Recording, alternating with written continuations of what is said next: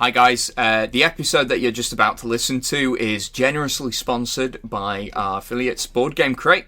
Board Game Crate provide a monthly subscription service where they get fresh new games delivered straight to your door. Just head over to www.boardgamecrate.co.uk, and furthermore, if you use our discount code UnluckyFrogIsAwesome, all lowercase, all one word, you'll get a cheeky little discount. It's easy to remember because it's true.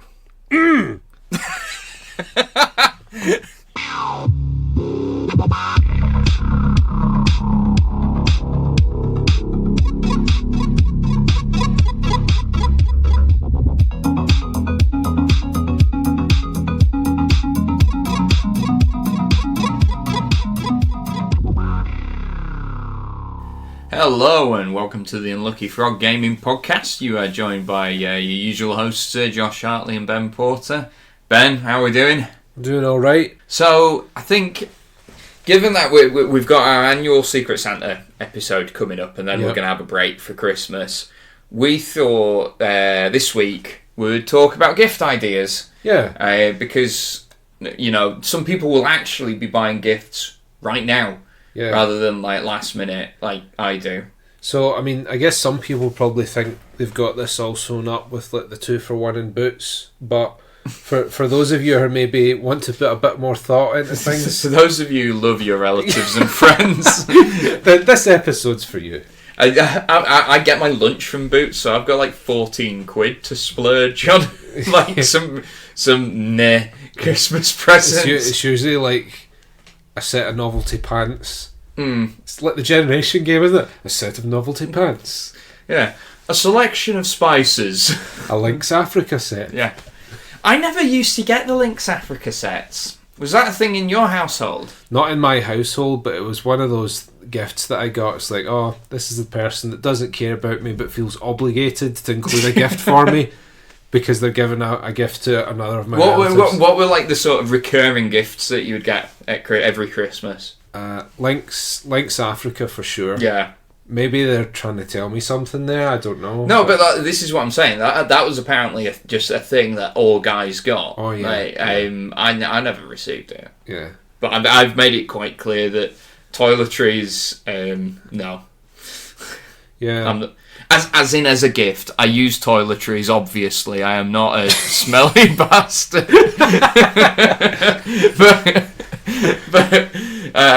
But yeah, no, I never got Lynx Africa. The recurring one for me was my grandma would always get us. I would always get the Beano annual, and Oscar would get Oscar's my younger brother, by the way. Oscar would get the Dandy annual. That's quite a good one. Yeah, it is a good one. When I was a little lad, I used to get the Beano or the Dandy annuals. And not our Willie. Our Willie.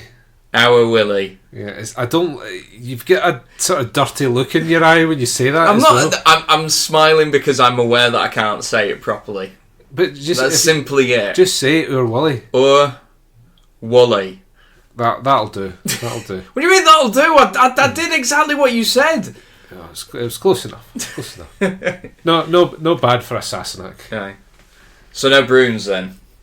No, we did get the Bruins sometimes. Okay. But I think it was that way, like, the kids would get Our Willie and then Mum and Dad would get the Bruins. Ah, right, okay. Because the humour, it's like, because it's satirising family life. Yeah. So a lot of it would just go over your head if you were a wee kid. Whereas Our Willie's relatable. Yeah. You know? But... So that was probably one of the nice like staple gifts that we got. But do you know there was one year I shit you not, I got as a present an electric toothbrush and a tube of toothpaste. Bear in mind I was about 10, right? So do you know what I love, right? Like, somehow the toothpaste makes it worse. Yeah. Like, it would have been a better present without it. Yeah. It's like, I didn't need this part. I think the toothpaste makes it kind of insulting. Yeah. You know, like, let's get those little scurvy-infested kids some toothbrushes, you know. Chuck in a lime as well. That was one of the weirdest presents I remember getting as a child. There was a recurring thing in my family, like, for whatever reason, several Christmases, I would get a camera. I've never expressed interest in photography, never really used the camera much, but now it's like a running joke of, if we want to piss Josh off, we'll get my camera as a gift. Like, that's a good gift, though. If you like taking photographs, I don't. I'll swap you my Lynx Africa for your camera. Fair. Anyway, we went off on a massive tangent there. Yeah. We'll revisit that. We'll reel it back in to Christmas after we've covered off.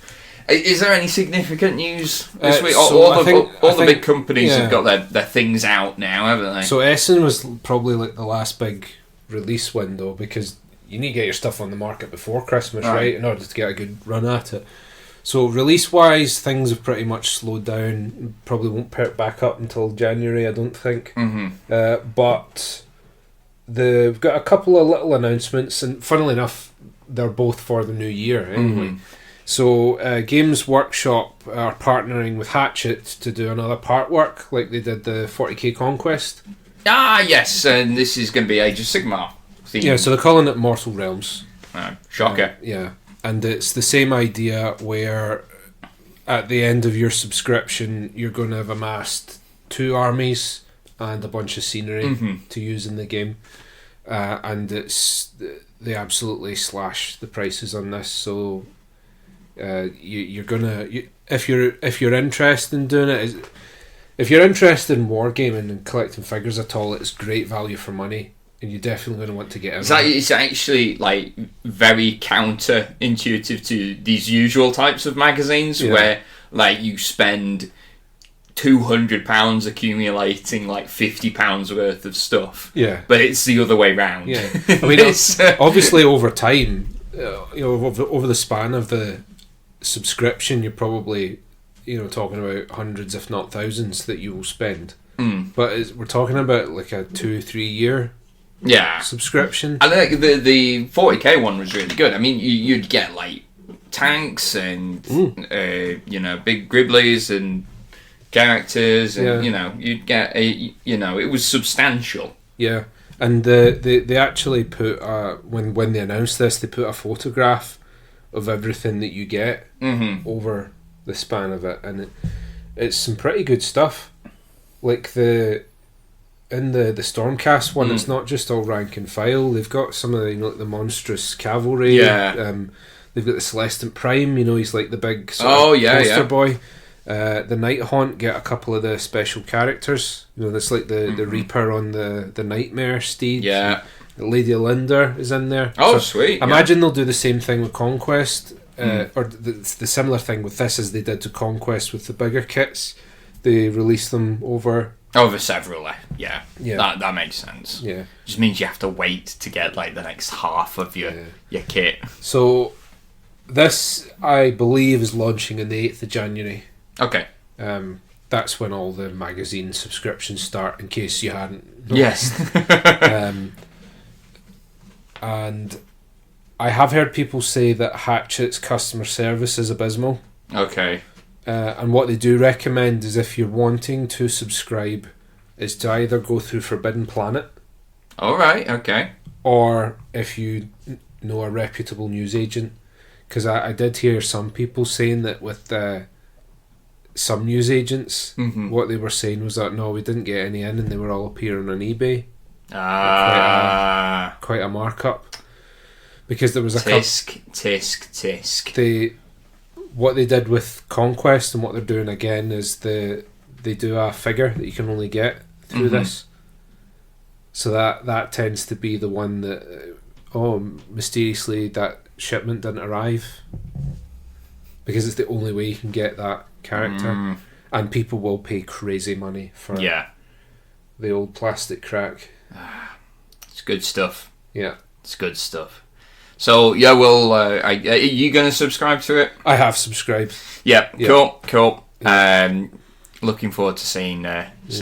We might even do little weekly updates whenever we get a That'll be magazine, neat. something like that. Yeah. You just off on a slight tangent, news related. You mentioned Forbidden Planet. Forbidden Planet have a new flagship store open in Glasgow, and I've popped into it on my lunch break. Oh, what's it like? I've not been in. Humongous. But it's in complete contrast to what they had, because it was like a shoebox. So, yeah, I didn't realise, I knew Forbidden Planet had been there for a while. I didn't realise just how long it was. It was in that... So it used to be in a very small shop on Buchanan Street, which, if you're not familiar with Glasgow, is the main shopping street. Yeah. Like, dead city centre, and if all the shops are on that street. Yeah. Right? Or like most of the House of Fraser's on that street. Yeah. Put it into perspective. They had been there for 33 years. I think it's one of the oldest Forbidden Planets. Well, I'm wondering if it's one of the OG ones, right? I think it is. Yeah. Anyway, after 33 years, they've moved premises round the corner to Sauchiehall Street. Much bigger, over 2 floors. And it has a proper board game section as well. So just another place that you can purchase board games within Glasgow. I did like have a little laugh to myself, because when I was there, like, the board game section's not massive. It's in the top floor. It's like one of the corners. They've got a decent selection though. But one of the games they have up on there is Dark Souls, the board game. And like there were some kids looking at it and like, oh yeah, I wonder if I very nearly, Ben, said, I've got a pal who's got all the expansions. He doesn't need them. I'll sell them to you for... Doing your dodgy dealings. Oh, yeah, a roll-up cigarette just appears out of nowhere. Flat cap. I hear you're in the market for some Dark Souls. But it's been a long time coming, right? Oh, I mean... Yeah. I remember going into that store when I was a little lad, mm-hmm. and this was back before Geek was in vogue, right? So you used to go into that tiny little Forbidden Planet shop, and you know, I'm in for my Lord of the Rings figures. Mm-hmm. And there's some 40-year-old guy in for his hentai, and it class act, bit too cozy. Yeah. No, they've definitely outgrown that old premise. That one on Buchanan Street is still open for the time being. Yeah, I think they're just whittling down the stock, basically. Whittling down the stock, and then also it's the smart thing to do, right? Because not everyone will have gotten the news. Aye. Because shock horror, not everyone is on Facebook. Yeah. What? Yeah. So I hear. Don't tell Zuckerberg. Zuckerberg knows. Yeah, he knows everything. It's like the old. What is it, like the Eye of Sauron?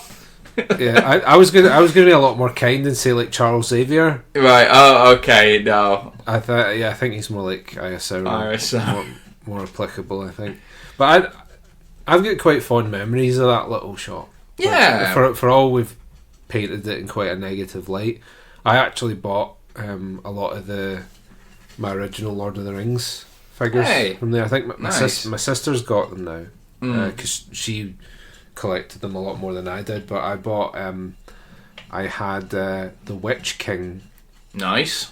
With the bear minds from the Fellowship, so it was the Witch King with the Morgul blade, and like you pushed it in, and they looked like he was stabbing you. Oh, nice! And I had Gandalf going through the mines of Moria, so the little crystal in his staff lit up. Oh, very good. And he had Glamdring as well.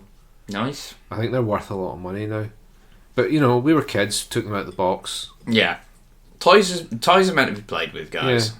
Yeah. Like. So, but yeah, I'm looking forward to popping into the big store. It's just I decided not to go to the grand opening because I went to the grand opening for Tokyo Toys, and I kid you not, I was in a queue for about 3 or 4 hours. Yeah. And then you get in and there's like no stock. Yeah. So my sisters were quite keen to go to the grand opening of Forbidden Planet, and it's like, no, just wait till it's been open for a bit. Aye. There's plenty. I'll tell you what is cool, right? Because, I mean, everyone loves Funko Pop at the moment. They've got some, like, gigantic Funko Pops that you can pose with and take your photo with. Well, that's neat. So that's cool. Don't ask me which character it was. I didn't pay too much attention. There's a lot of Fortnite pops, and I'm just like, I do not know what that is. Yeah. Like, I don't know. Like, Funko Pops have completely passed me by. Like, I know you've got. So I mean, as we're recording, I'm being stared down by Stannis Baratheon, like in a disdainful way. Yeah, it's mad in it how he's a little bobblehead, but he still looks menacing. Still got a look of utter contempt. Yeah, but yeah, I've never bought a Funko Pop. If you into Funko Pops, this new Forbidden Planet's got you. I mean, I buy the ones that I like. Yeah. But the whole Funko thing is mental now. It's Funko board games. I know. I've seen. Can't help but feel that the Funko board games are definitely going to be crap. I haven't tried them. Just gut feeling. I think you might be right. Yeah. Although my gut feeling was that Jaws the board game was going to be awful, and apparently it's not. There's a couple of people have put it up as their game of the year. Yeah. It is going on my Christmas list. Yeah, it's one I really want to play. Yeah. Actually. Speaking of which, gift ideas. Here's Ben and Josh with gift idea. Well, I don't know why I'm doing a jingle. Well, it's Christmas. I think it deserves a jingle. Okay. Here's Ben with gift idea. Anyway, I thought. Well, I'll kick this off with this, right? Just sort of like a story. Okay. My work this year, we're doing a thing called the gift tree. Uh-huh. So you, if you take part, you get given a little tag, and it'll have they've changed the kids' names for anonymity reasons. Sure, yeah. All these children are refugees, and it basically says kids' name, how old they are, and what they want. What do you reckon I got? Is that because you told me what you ended up with? Are you asking me what you initially got or what you ended up with? Well, I was angling for the initially. I ended up with a kid who wants board games, right? So, but you engineered that. Yeah, and my original one was someone who wants Playmobil. I'm like, Playmobil, that's Lego for children who aren't loved. I had Playmobil growing up, you monster. I actually had quite a lot of Playmobil as well. I was about to say, if I saw that, I'd be like, I see you're also a man of culture. Playmobil's alright. It's a different scale, so it works better for certain games. Playmobil scale buildings actually work very well for wargaming. Well, you based your armies on parade on a Playmobil set that I also had. Yeah, the Pirate Island. Yeah. But people have used the castles and things like that as well. Nice. Yeah. Nice. It's a little fun fact for you. There we go. Fancy picking up your... It's probably not even that cheap, relatively, for... Depends what it is, I guess. Because some of the wargaming castles are crazy expensive. Yeah, that's true. Anyway, I digress. I traded it for a lady who had picked out an 11-year-old boy who wanted board games and just didn't have a clue where to start. So yeah, and then he would have ended up with like Monopoly or something. So I'm not wanting to shame one of my colleagues on the podcast, but the thought her verbalization of her thought process was, "Oh, mine wants board games. I suppose I just get Monopoly." Like, just like, let me take that off you. So here's the thing then. What do I get an 11-year-old boy? Okay, who wants a board game? 11-year-old boy. I think that you as mechanics go, I think fun above all else, right? Yeah, absolutely. You probably want it to be fairly approachable. Mm-hmm. And it's not so, because if he's a boy that's interested in board games, right, he probably does enjoy like a bit of a mental challenge, but at the same time, you want to think about who he's going to be able to play it with.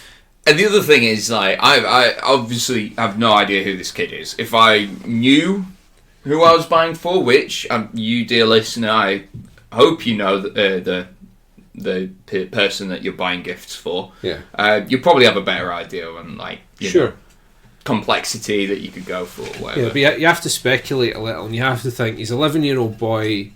You know, if he's wanting to play this with his parents and all that, because it's like if it's an 11-year-old boy that's interested in board games, you know, part of me's thinking, oh, you could maybe get him like Clash of Clans or something like that, but I think that might be a bit too heavy. If I'm going in blind. Yeah, not necessarily for him, but you have to think about, he needs to be able to go, I've got this board game, who wants to play? So it has to appeal to as large an audience as possible.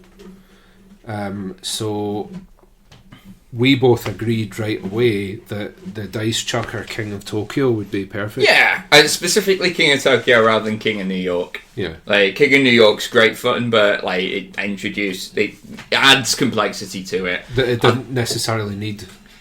Yeah, I'd agree with that. It's still fun, but it's like I'm just fine with King of Tokyo. But that was the first thing that came to my mind when I was thinking of what to get this kid. So there'll be a little boy opening King of Tokyo on Christmas Day. The second choice I would maybe go for with him would be Ice Cool. Ice Cool. Do you know what? I think if he was younger, I'd have gone for Ice Cool. I think 11 that he probably almost certainly would be fine with King of Tokyo. But I mean, to be fair, I'm 30 and I love Ice Cool. Yeah, Ice Cool's great. Yeah. so that's one of my conundrums. But let's, you dear listener, you will no doubt be partaking in Secret Santas or White Elephants. I'd never heard of White Elephant until Barry had mentioned them to me, by the way. Did you ever come across them? Again, I'd only heard of them when Barry mentioned it. Did Barry make these up? I think he might have. Yeah. Just passed it off as a tradition. Yeah. White Elephant, basically, it's if you go into a party, you buy a present, but it's not for a specific person, and then you just get presents given at random. I find them really hard. Can I just like be really selfish and bratty for a minute? Yeah. That sounds awful. I'm sorry. To me, that just does not appeal. Yeah. So I don't know. I'm going to Ionu's on the show. I'm actually going to go to a Christmas party that Barry's beloved White Elephant will be. I don't know. I think I'll get like a Link's Africa set. I don't know. But let's assume we're buying for fellow gamers. Yeah. For a White Elephant. For a White Elephant. Well, okay. Again, this is me. This is basically Josh engineering ways of getting ideas out of Ben for my gift buying. Because I'm also doing a White Elephant for my RPG group as well. Okay. Who Barry is also a member of. Right, well, I think the thing with White Elephant is that, like, all joking aside, because it's a catch-all thing, it could be for anyone. Yeah. I think, personally, I wouldn't spend as much money on it as I would a Secret Santa, because I think if someone gets something they don't like... Yeah. I think it's capped at 10. Yeah. It's capped at 10. There's an extra layer of guilt there, though, isn't there? Aye. If you get something that you don't like and find out someone's paid 40 quid for it and no one wants to swap you. Aye. And then you've got the Link's Africa gold set. Just blinged out. Yeah. Like, yeah. So what are you thinking then? So White Elephant of RPGers. There's a couple of like obvious ones. Well, I mean, jumped in my mind. Miniatures are always a good one. Yeah. Maybe not packs, but certainly. I'm not talking Games Workshop, right? Because they're like 20 quid for a single figure. But a lot of the white metal figures made by other companies clocking at under 10 quid. Yep. So a lot of them you could probably get a couple of figures for. So it could be like their character and a companion or a pet or something like that, or it could be a monster to use in one of their own games. For Dungeons and Dragons, certainly one of the things they've done for a lot of character classes is a set of cards. That's a really good shout. Barry has some of those. I'm mentioning Barry a lot in this episode. Hi, Barry. But yeah, I've seen it because I've seen it's status effects that Barry has. Yeah. For Pathfinder. And as much as you do have the digital character sheets now, there's some things that sometimes it's good just to be able to grab a thing. It's nice to be tactile and then, as well. Because at the end of the day, although most GMs are very diligent in studying up, and there are so many abilities in these games that sometimes being able to go, I'm going to cast this and pass it to them is very helpful. Aye. So there's that. The other thing that came to my mind, a nice set of dice. Yeah, I mean, it depends on how overboard you want to go, though, because you could spend... I don't think I'm exaggerating when I say hundreds. You could, especially companies like Artisan Dice, who do absolutely beautiful dice sets. I actually have a couple myself. Very nice. I've got a set of polyhedral Bloodwood dice, but they some of the woods and materials that they make their dice from are so valuable that they actually have to do them in limited runs. Yeah, I imagine. Legally, they're only allowed to obtain this quantity of it. They have done previously a D20 made of walrus dick. I'm not even joking. Is that like a really passive aggressive present to get someone? Here's a D20. It's made of walrus dick. But to clarify, folks... It's like if you're horrible and also rich. Yeah. To clarify, folks, walruses have a bone in their... Yes, they do. In their bone. Yeah. Hey. Yeah. Yeah. No acknowledgement of the joke. Just in case, you were thinking that you were getting this really, grotesque... sort of flesh. But there is an actual... Like you say, there's a bone there, and someone decided to make dice out of it. Some mad genius. Yeah. So yeah, nice dice is another thing. Let's say the budget's going up. What are we getting our gaming pals? So the budget was 10. What is it now? Someone you really like 50. Let's go up let's go up as high as that. Let's go for the higher end. I only like my wife that much, Josh. I'm kidding. You again, miniatures are always a great shout. So you could probably push the boat out a bit further if someone. Because the thing is, I think it's safe to say most people that play RPGs, their interests spill over into other things. Yeah. So, you could get them a box of soldiers. They could use them as goons in a game or something like that. Books are obviously, if you're talking specifically about RPGers, are a great shout. There's lots of really nice role-playing supplements. Not to blow my own trumpet, but last year Tom received on the Secret Santa Tales from the Loop. He did. Yeah. Yeah. I got him that. Yeah. I think we kind of got that. I don't know where that was going. But yeah, if anyone's really into RPGs, they're always into trying new ones. So. Yeah. And you do get, if you want to blow the budget, again, you get quite fancy editions of most books. I know that Wizards of the Coast in particular, with Dungeons and Dragons, they've done some quite fancy editions of the Xanathar's Guide to Everything. It's got a nice arcane tome-like feel to it as well. I've seen that. It's very, very satisfying. Yeah. Very satisfying. For the card gamer in your life, a good shout is always a custom deck box. Yes. I have a really nice wooden deck box, they make good presents because they're that sort of thing you would never ever buy for yourself. I got one year from a bunch of you guys. I think it was for my birthday actually. Yeah, it's still applicable. A thing called a character vault. Yeah, which is just basically a case for an individual miniature. Yeah. It's made from purple heartwood. It was by Wormwood. I think the same company that made your deck box, actually. Yes, believe so. So they're another one of these artisanal craft workshops. They make custom pieces for the gamer, and so I've got this little box with magnetic clips, and it's got a foam insert in it, and like you say, and I actually do use it whenever I'm playing a role-playing game. My little character, he goes in there. Ah, very nice. Yeah. Very nice. You can also get DM screens as well. And you can get quite fancy with them as well. Yeah. And they are actually quite useful beyond being able to conceal what you're doing. A lot of the time they do have cheat Oh sheets yeah, they've on got them. reference to whatever game you want to be playing.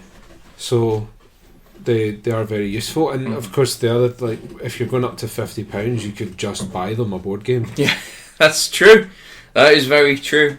I mean, we could list basically the notable releases of this year, and they'll probably mostly fit within that budget. If you can get them. I think that is the big caveat, isn't it? Is Wingspan still like short on supply in certain places? I think maybe you can get it.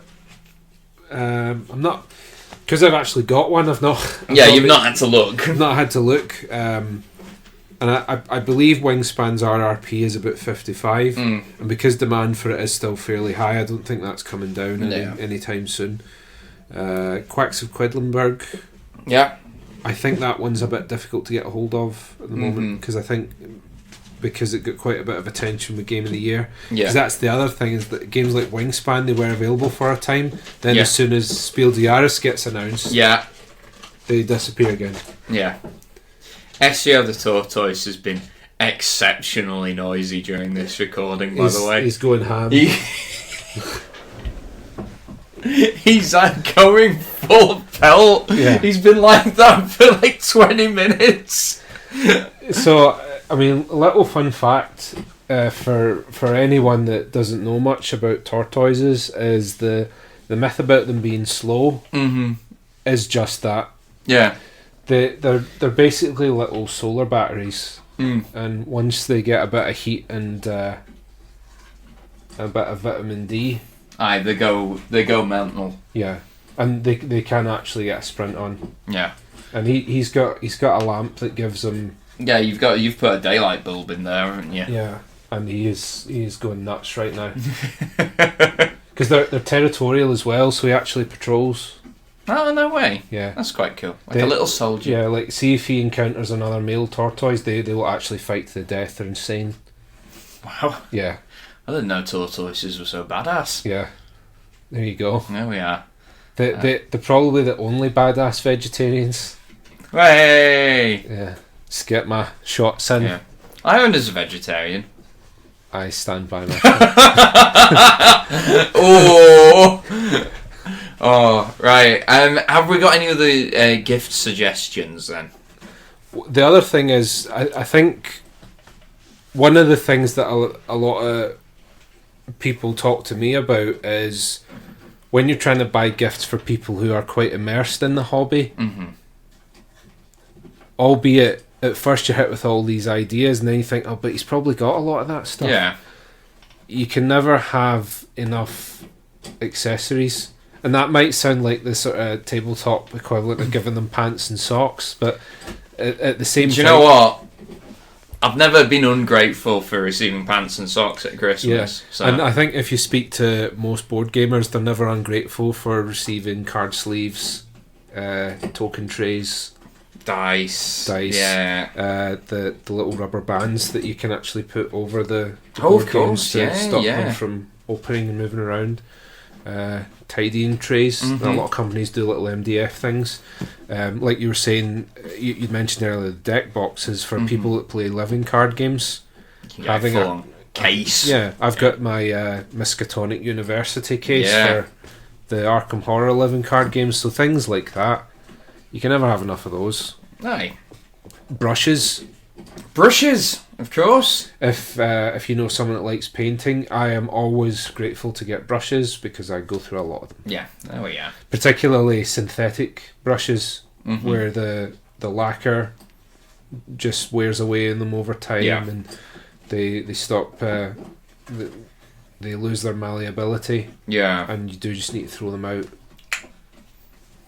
That's always a good one to have. Yeah, there we are. So I think hopefully we've given you a lot to work with there. I've got a lot to work with now. So. Yeah. I've no one to blame but myself if I get rubbish presents for people this year. So we've got the Secret Santa coming up. Yes. Since we've been talking about gift ideas, I've been You got yours? Yeah, mine's all sorted. Yeah, I've got mine as well. Got mine earlier this week. I know that my Secret Santa is one of two people now because everyone else in the group has approached me for ideas for other people. But they've all approached me individually. So just by the process of elimination, I know that it's one of two people. Yeah. One of whom is me. Yeah. It's me. That always happens with Secret Santa. So I knew it was you or Callum. Yeah, there we go. Yeah.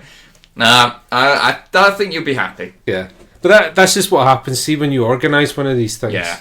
there's always one person that everyone's like, what should I get for so-and-so? And whenever we do this, it's me. Yeah, there we are. Well, I hope you like your present. Sorry for spoiling the surprise. The 50-50 surprise, at least. Well, Charlotte will probably edit this, so it'll be a surprise for at least 3 of the people. Oh, well. Right, anyway, on that note, guys, we'll catch you for the Secret Santa episode next time. Until then, take care. Bye. Bye.